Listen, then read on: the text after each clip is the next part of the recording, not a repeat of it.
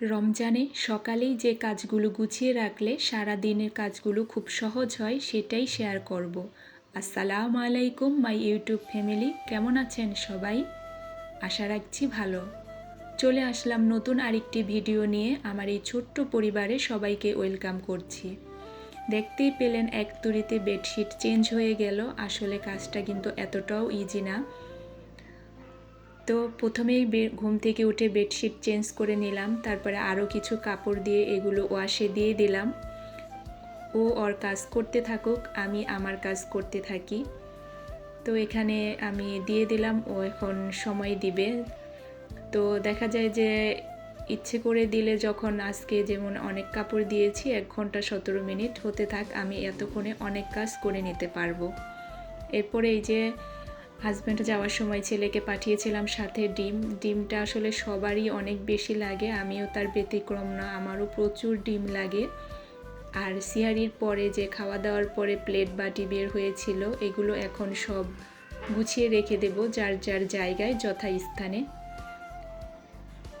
তো এই যে রেখে দিচ্ছিলাম সব কিছু একে একে সব গুছিয়ে, যেহেতু এখন আবার অন্য কাজ শুরু করব, এগুলো গুছিয়ে রাখলে আমার অন্য কাজগুলো করাটা সহজ হবে।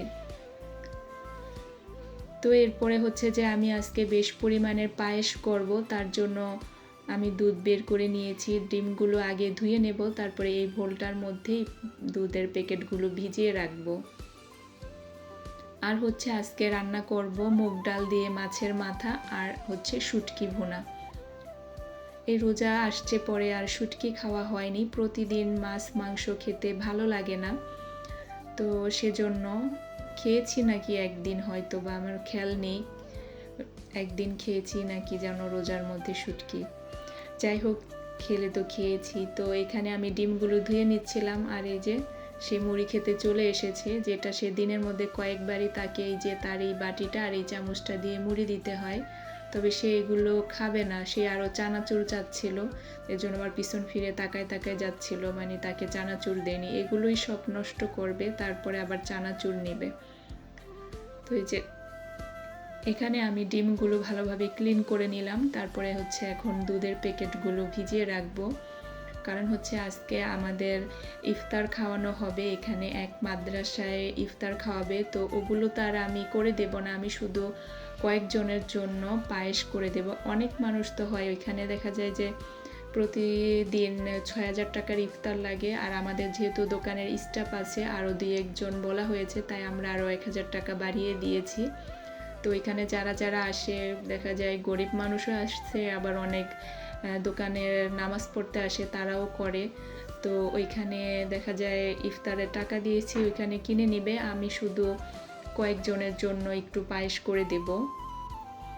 আর আমার দোকানের যে স্টাফগুলো আছে ওরাও এই পায়েসটা খেতে খুব পছন্দ করে, তো ওদের জন্য দিব।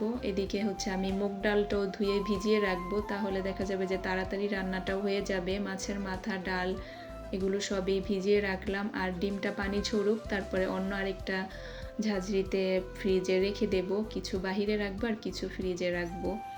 আর এই যে ঝাড়ু নিয়ে এখন বের হলাম, এখন হচ্ছে যে আমি সব ঝাড়ু দিয়ে নেব, আর টেবিলটা আমি সিয়ারির পরেই ক্লিন করে রেখে দেই, আবার হচ্ছে যে ইফতারের আগে করব, এখন আর করতে হবে না কারণ পুরোটা ক্লিন আছে। তো এই যে এখানে এইভাবে সব কিছুই থাকবে। এরপরে এই যে দেখাচ্ছিলাম আমার 3 স্থানাপনা একসাথে, তারা 2 জন কোরআন পড়ছেন, আরেকজন হচ্ছেন বাংলা ইংরেজি সব পড়ে ফেলছে না। যে বলছি না, মুড়ি তো সে খায় না, মুড়ি এনে সব বিছানার মধ্যে ফালাইতেছে, নিচে ফালাইতেছে। আগে খেতো, আগে না এরকম দুষ্টুমি করতো না, আর এখন অনেক দুষ্ট হয়ে গেছে, সব কিছুতে সে খেলা করে। এই বইগুলো আমার ছেলের ছিল, আমার মেয়েও পড়েছে বড়জন, এখন সে হচ্ছে এগুলো তো পড়ে না, সবগুলো ছিঁড়ে একবারে নষ্ট করে ফেলছে। তো তাদের ওইখানে কিছুক্ষণ তাদের সাথে একটু করে চলে আসলাম, বাসাটা এখন ঝাড়ু দিয়ে নেব, তারপরে মফ করে নেব। এই রোজার মধ্যে দেখা যায় কাজগুলো এই নিয়মেই চলে, সকালবেলা উঠেই আগে যদি মানে যা যা ভিজিয়ে রাখার সেগুলো রান্না করি, আর যদি ইফতারি আইটেম করি তাহলে দেখা যায় বুট ডাল যেগুলো বেটে রেখেছি ওগুলোর বক্স যেদিন যেটা করি। আর এদিকে দেখাচ্ছিলাম কিছুক্ষণ পর পরে আমি এখানে এসে এই ময়লা পরিষ্কার করি। এত পরিমাণের ধুলোবালি আসে, ওরা যে প্লাস্টার করতেছে সেগুলো এই যে পলিথিন দিয়ে রেখেছি তাতেও কোনো কাজ হচ্ছে না। এই যে সাইডে দিয়ে একটু একটু ফাঁকা থাকে না, আর এখানে যে ইগুলো ছিল এগুলো আগে আমাদের ছাদে তো অনেক গাছ ছিল, এগুলো দিয়ে পানি দিতাম। আর আমার নয়নতারা গাছে কলি আসছে, গাছ কিন্তু আরও অনেক ছিল। এই যে এদের সিমেন্ট বালি পড়ে গাছগুলো দেখতেই পারতেছেন সবগুলো খালি হয়ে গেছে, সব গাছ মরে যাচ্ছে। তারপরে যে আমি বাসাও মফ করে নিলাম। আর একটু যদি পলিথিন সাইড দিয়ে ফাঁকা না রাখা হয় তাহলে দেখা যায় আলো বাতাস আসে না। আর আমার হচ্ছে যে বারান্দায় এসির ইটা ভিতর দিকে লাগানো, তো কিছুদিন পরে তো গরম পড়লে আবার ওইটাও করতে হবে। তো এদিকে যে আমি দুধ বসিয়ে দিয়েছি, গুড় বের করেছি, আর পোলার চালের খুদটাও ভিজিয়ে রেখেছিলাম।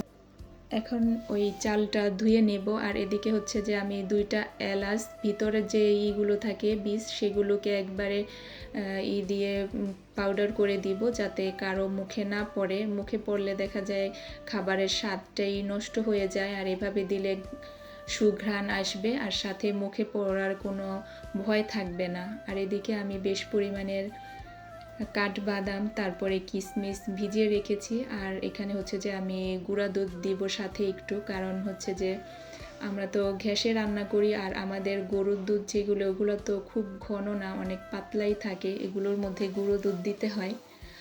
তো ওগুলো গুঁড়ো দুধও দিয়ে দিয়েছি। আর এই যে মিঠাই দিয়েছি, মিঠাইয়ের চাকা এখন এই যে লেড়ে মানে নাড়া দিতেছি যাতে গলে যায়, আর নিচে দেখা যাবে যে সুন্দর একটা ফ্লেভার আসতেছিল।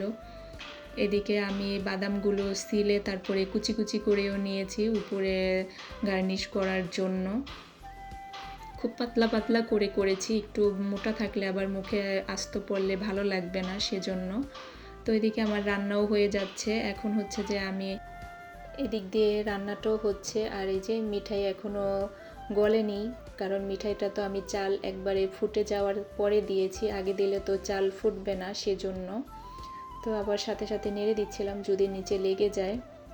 তো এই যে খুব সুন্দর একটা মানে একেবারে পাতলাও না ঘনও না এরকম, আবার রাখার পরে দেখা যাবে যে আরেকটু ঘন হবে। তারপর হচ্ছে যে এদিকে আমি আবার রান্নাটাও বসিয়ে দিচ্ছিলাম, মাছের মাথা দিয়ে মুগ ডাল, সেটা অফ ক্যামেরায় বসিয়েছি আর সেটার করিনি, ভালোভাবে কষিয়ে এখন পানিও দিয়ে দিয়েছি। এখন হচ্ছে যে সিটি দিব। আসলে পুরো দেখা যায় ডিটেলসে শেয়ার করতে তো অনেক সময় লাগবে। ফুলকপি বের করেছি বাচ্চাদের জন্য, সন্ধ্যায় একটু ফুলকপির পাকোড়া করব, এটা ডিপে ছিল, ডিপেরটা দিয়েই করব এখন। আর এদিকে হচ্ছে যে শুটকি, এটা হচ্ছে গইনা শুটকি। কে কে গইনা শুটকি চিনেন বা খান জানাতে পারেন কমেন্টে। আমার কিন্তু এই শুটকিটা অনেক বেশি পছন্দ, ভুনা পেঁয়াজ দিয়ে ভুনা করলে।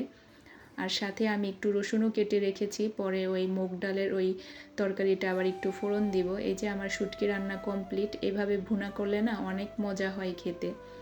তারপরে হচ্ছে যে আমি এই যে 2 বক্সে, এটা হচ্ছে যে বাসায় রাখবো, আরেকটা হচ্ছে দোকানে দেবো, আর বড়টা হচ্ছে যে ওই যে যেখানে ইফতার করাবে তাদেরকে দিব। তবে এটার উপরে কিছু এখনও দিব না, কারণ ছোট ছোট বাটিতে দিব, ওইটার জন্য অপেক্ষা করতেছিলাম। তো দোকান থেকে ব্যস্ত ছিল দেখে পাঠাতে পারেনি, ওটা যখন পাঠাবে ওই বাটিতে দিয়ে তারপর উপরে কিশমিশ আর বাদাম দেব। এদিকে আমার ফুলকপির পাকোড়াগুলো হচ্ছিল।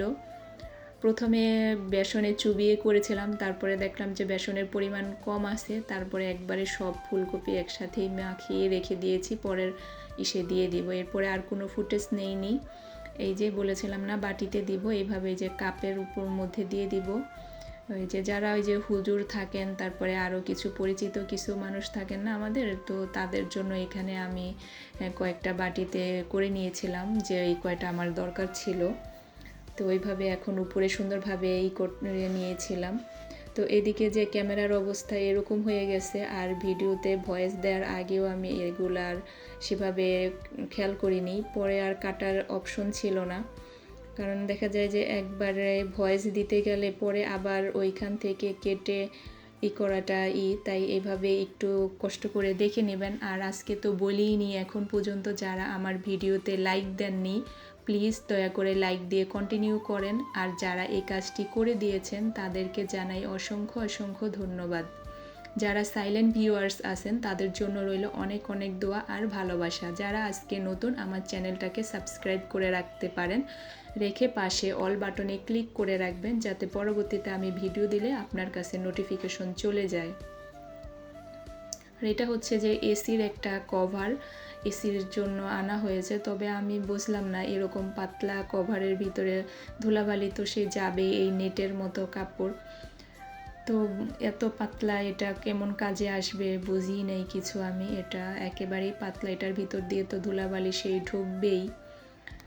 তো এখানে হচ্ছে যে আসেন আমরা সবাই সবার বন্ধু, সবাই সবার সাথে থাকি, সবাই সবার ভিডিও ফলোয়ার্স করি, দেখতে না পারলেও অন্তত প্লে করে রাখি। দেখা তো আসলে এত ভিডিও সম্ভব না, যখন আমরা ব্যস্ত থাকি, কাজে থাকি, তখন এক একটা ভিডিও আমরা প্লে করে রাখতে পারি, তাহলে সবাই সবার সাহায্যও হয় আর এগিয়ে যাওয়াটাও সহজ হয়। ইউটিউবে এগিয়ে যেতে হলে সবাই সবাইকে সাহায্য করতে হবে। আর আমার এখানে অনেক অ্যাক্টিভ বন্ধু আছে, সবাই সবার সাথে যুক্ত হই। যারা এখনও যাদের সাথে যুক্ত হয়নি, আসেন সবাই একসাথে এগিয়ে যাই। এই যে নাস্তার ইফতারের টেবিল সাজিয়ে নিয়েছিলাম, তারপরে হচ্ছে যে এটা রাতের ফুটেজ। ইফতারে পরে আবার পরোটা পাঠাতে বলেছিলাম, ওই যে ইসের বাচ্চাদের জন্য একটু ওরা পরোটা খেতে চেয়েছিল, তো আমি আর পরে বানাইনি, পরে দোকান থেকে পাঠিয়ে দিয়েছিল 4টা পরোটা। আর এদিকে হচ্ছে যে 10 কেজি দুধ আনা হয়েছে, দুধ তো প্রতিদিনই লাগে। আর রাতে এই যে বালিশগুলো, এটা কিন্তু তুলার বালিশ না, এগুলো কেমন বালিশ আমি জানি না। তো এই বালিশগুলো না ওই যে ফর্মের মনে হয়, 200 টাকা পিস নিয়েছে। আসলে যখন অনেক গেস্ট আসে, সবাই ননদরা সবাই একসাথে আসে, তখন অনেক বালিশের দরকার হয়, তখন এটা কাজে লাগবে। সবাই ভালো থাকেন।